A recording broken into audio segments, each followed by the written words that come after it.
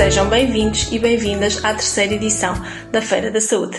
Tal como nas duas edições anteriores, a Farmácia Nogueira está novamente presente e agradecemos o convite ao município, que é sempre com muito gosto que nós participamos nesta iniciativa.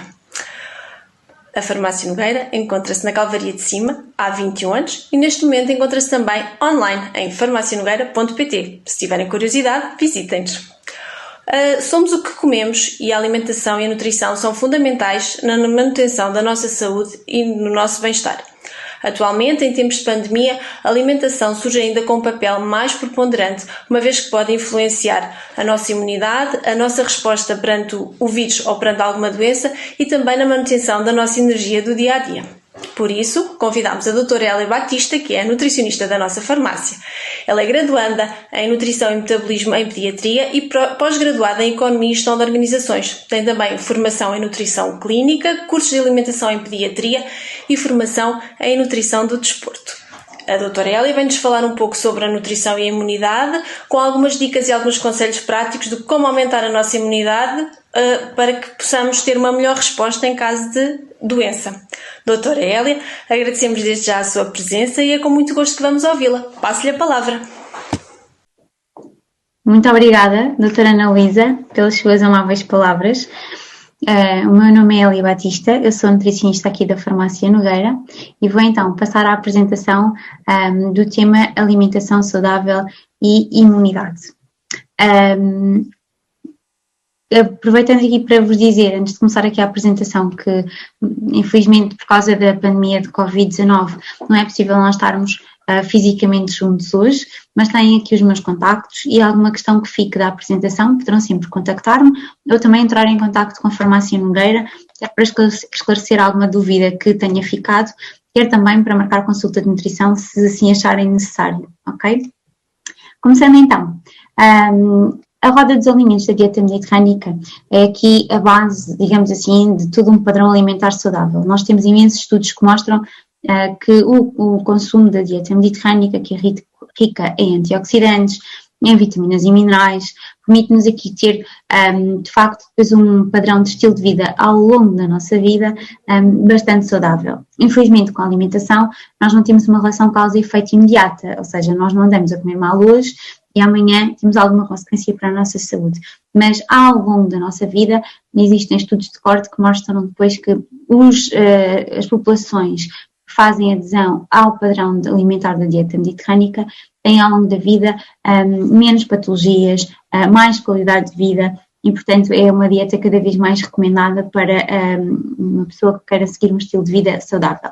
Em que é que consiste a dieta mediterrânica? Consiste numa alimentação equilibrada, quase metade, eu diria, de frutas e vegetais, e depois mesmo dentro de cada grupo nós devemos sempre variar ao máximo, porque vamos ter alimentos que nos vão dar mais umas vitaminas, outros mais outras, e portanto aqui a variabilidade também é aqui um segredo para todo este processo.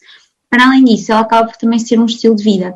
Estes círculos que vêm aqui em baixo na apresentação dão-nos algumas dicas sobre como também melhorar o nosso estilo de vida, não só através da alimentação, mas também, por exemplo, da atividade física, dos momentos de convívio em família, de cozinharmos também aqueles métodos mais tradicionais, como as nossas avós faziam, tudo no tacho. Termos em atenção a sazonalidade dos alimentos, eles vão ser sempre muito mais nutritivos no seu tempo, ok? As bebidas alcoólicas a serem recomendadas pelo médico, a não haver contraindicação, ser um copo de vinho tinto, porque é mais rico em resveratrol, acaba por ter aqui algum benefício. Evitar o consumo excessivo de sal e colocar aqui as ervas aromáticas e também os frutos secos, que nós também temos bastante no nosso país e que nos fazem muito bem. Aquilo que nós sabemos é que, de facto, no geral, os portugueses já não comer mal. O Inquérito Nacional de Atividade Física, que foi feito em 2015-2016, mostra-nos exatamente isso. E eu destaco aqui os dados das hortícolas e da fruta, que estão praticamente a metade daquilo que deveria ser consumido diariamente pelos portugueses, ok? Portanto, aqui só uma insistência neste ponto. Depois, há aqui alguns conceitos de nutrição para depois, ao longo da sessão, também ficarmos aqui com isto mais claro. Portanto, a alimentação é aqui a ação de fornecer ao organismo os alimentos, ok?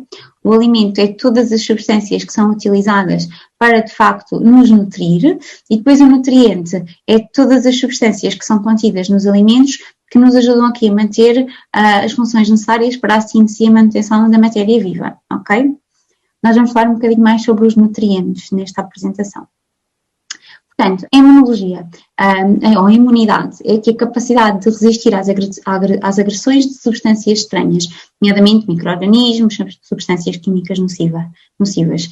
E nós temos dois tipos de imunidade. A inata, ou a não específica, que é aquela que nasce connosco, e depois a adaptativa, que é aquela que nós vamos ao longo do tempo adquirindo pelo contacto com antigénios, ou seja, pelo contacto de substâncias que acabam por não ser boas para o nosso corpo. E o nosso corpo já vai aprender a defender-se delas, ok?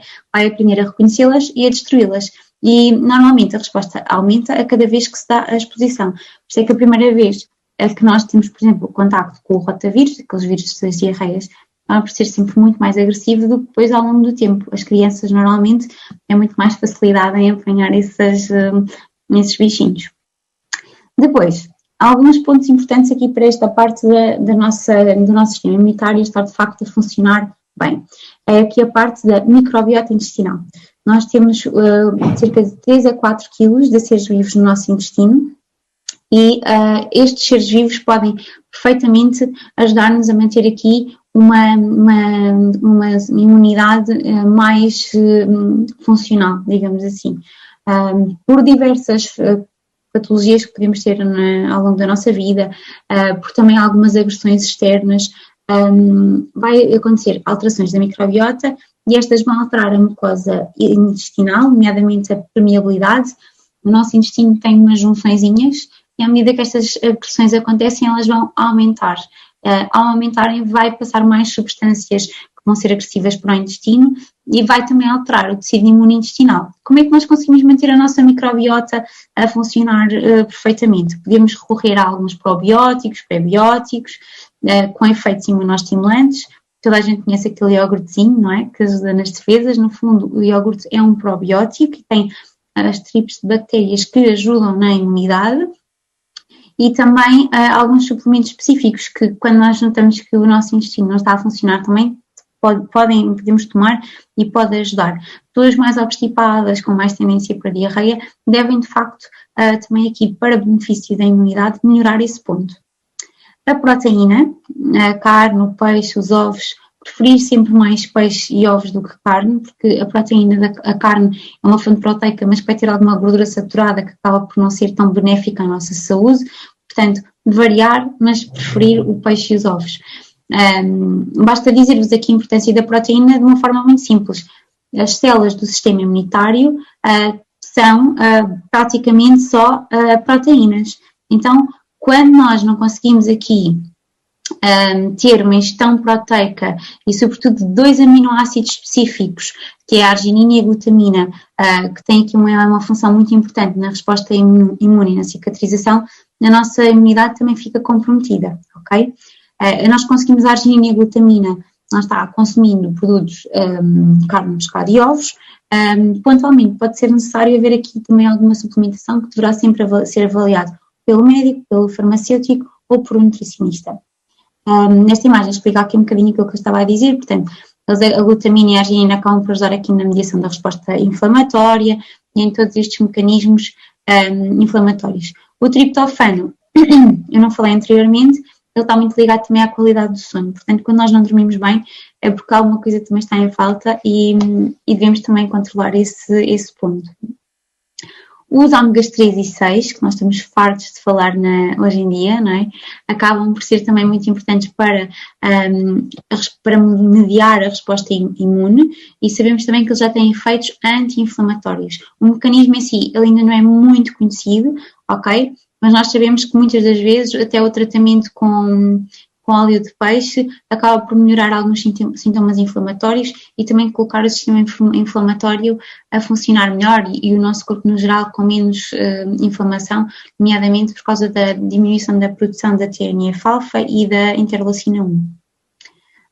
Mais uma vez aqui acabo por explicar um bocadinho isto de forma resumida, desculpem, nomeadamente a oxidação dos ácidos gordos promove também aqui a memória celular e também a sobrevida celular, promove também a proliferação celular das citoquinas, que é uma via também inflamatória importante para depois haver o combate à infecção, etc. A vitamina A e os beta-carotenos, que estão presentes sobretudo nos legumes e nas frutas com uma cor mais laranja, mais viva, ajuda também aqui a aumentar a diferenciação dos linfócitos B e T. Quando há deficiência, vai acontecer também alterações na parte da mucosa gastrointestinal e também respiratória, e acabamos por perceber aqui que quando nós temos bons níveis séricos de vitamina A e beta-carotenos, há aqui uma boa modulação da resposta inflamatória. As vitaminas do complexo B, que são muito conhecidas na nossa alimentação, dificilmente há carência quando há uma boa ingestão de proteína, ok? Elas também acabam por ser muito importantes por causa do fornecimento de energia e do metabolismo das proteínas no nosso organismo, contribuem para o funcionamento das células de defesa do sangue, e também acabam por ajudar bastante, sobretudo aqui a B5 e a B12, no número de linfócitos circulantes no nosso corpo e também no peso do timo, que é um órgão também da parte do sistema imunitário. A vitamina C, não é? Que é essencial para o nosso organismo, tem um alto poder antioxidante e impacto muito positivo sobre o sistema imunológico e protege o organismo contra infecções, estimulando a formação de anticorpos. Ao mesmo tempo, ele é muito presente em alimentos, dificilmente existem déficits, sobretudo se os alimentos forem consumidos em cru, sem a ação da temperatura e mesmo até sem a ação mecânica. Por exemplo, às vezes fazemos o sumo de laranja e o melhor é mesmo comermos a laranja inteirinha por si e até com alguma parte de laranja, que também tem ali uns óleos essenciais muito interessantes para o nosso bom funcionamento do organismo. A vitamina D.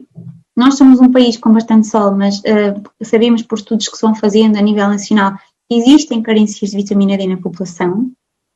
Recomendado apanhar um bocadinho de sol sem protetor, 15, 20 minutos na palma das mãos, na face, na zona do peito, mas também ter atenção à hora de exposição para não termos aqui também depois uma queimadura solar, que também acaba por não ser nada agradável. A ação aqui da vitamina C na saúde do nosso sistema imunitário. Ela tem uma grande ação sobre a regulação e diferenciação das células, como os linfócitos, entre outras. Também mostram que tem um efeito imunomodulador e a vitamina D, agora a parte respiratória, tem sido muito falado e de facto parece que está aqui associada de facto a um menor risco de infecções respiratórias agudas. A vitamina E está presente no nosso azeite, ótimo, que temos uma ótima produção também aqui em Portugal. Tivemos aqui também com alguns estudos feitos em animais, que ela acaba por ajudar aqui na síntese de algumas imunoglobulinas, nomeadamente a IgG, IgA e IgM, que são células do sistema imunitário. Um ponto importante é que, de facto, conseguimos aqui perceber que quanto maior vai ser a ingestão de vitamina E, melhor vai ser, de facto, depois a atuação de algumas células específicas no sistema imunitário, ok? Ela vai também impedir a agregação lactária, ou seja, vai impedir a formação de coágulos e potenciar a atuação dos leucócitos. O que é que eu quero dizer com isto? Não precisamos de comer azeite às colheradas, mas realmente a nossa gordura privilegiada pode e deve ser o azeite, ok? Evitar cozinhá-lo, colocá-lo sempre em cru nos alimentos, para de facto conseguirmos ter aqui o maior benefício possível. O zinco, que é essencial para vários processos biológicos e o sistema imune não deixa de ficar aqui de fora desta panóplia de vantagens. Há uma relação direta entre os níveis de zinco e as células do sistema imunitário, inclusivamente a atuação de umas células de imunidade adquirida, que são as células T, ok? Há também uma relação direta entre o mineral e a atividade, o desenvolvimento e a proliferação das células do sistema imune, ou seja, quanto mais zinco nós consumirmos, mais facilmente as células do nosso sistema imunitário vão funcionar. Fontes de zinco: as ostras, os ovos, a carne também acaba por ser uma boa fonte de zinco, portanto acabamos por tê-lo nos amendoins também, nos frutos secos, a amêndoa, o camarão, portanto ele acaba por estar presente em bastantes alimentos. O ferro, ok? A deficiência de ferro não é boa na imunidade, portanto, quando nós temos anemia, devemos sempre procurar corrigi-la quando nos sentimos mais cansados, mais pálidos, devemos sempre consultar um médico para perceber se há ou não há anemia, porque de facto a carência de ferro pode não facilitar aqui o funcionamento do sistema imunitário. Além disso, o ferro vai ter aqui um papel também muito importante, sobretudo na melhoria da resposta inata, que é aquela que nasce connosco. Sobretudo, porque essa é a primeira resposta, ou seja, quando nós temos um contacto com uma infecção e o corpo não conhece o agressor, é sempre a resposta inata que vai ter aqui o primeiro papel. Portanto, a nível de ferro estar bem vai ajudar o nosso sistema imunitário a funcionar bem. Fontes de ferro, sobretudo a carne, ok? A carne vermelha. Temos ferro também vegetal, chamado ferro não M, e que está presente sobretudo nos vegetais de folha escura. Problema, o ferro não M, ele é muito menos biodisponível, ou seja, o nosso corpo não vai absorver tão bem. Truque, podemos colocar umas gotinhas de limão, por exemplo, numa couve escura, nos espinafres, a temperar os grelos, por exemplo, que ainda vamos ter nesta altura, e vamos conseguir aqui aumentar a biodisponibilidade do ferro. Um alimento que também prejudica a biodisponibilidade do ferro é o cálcio, ou seja, numa refeição rica em cálcio também devemos evitar ter o queijo, os iogurtes, laticínios no geral, para de facto conseguirmos aqui ter uma absorção ótima de ferro e também de cálcio, se for caso disso, mas em momentos separados, está bem? O selênio está presente, por exemplo, nas castanhas do Pará, que é muito conhecido por causa disso, em frutos secos, também os alimentos de origem animal também acabam por ter bastante nível de ferro. É muito importante também para a saúde da tiroide, acaba por ser aqui um micromineral, desculpem, que é muito importante para o funcionamento do nosso organismo e parece ter aqui também uma relação muito importante na parte aqui da parte da imunidade, ok? Os cereais também acabam por ter bastante ferro, o ovo, selênio, o ovo, as leguminosas, etc. Se tiverem questões, podem sempre colocá-las então à farmácia ou para os meus contactos. Espero que tenha sido interessante para vocês. Um bom evento e parabéns por terem estas iniciativas.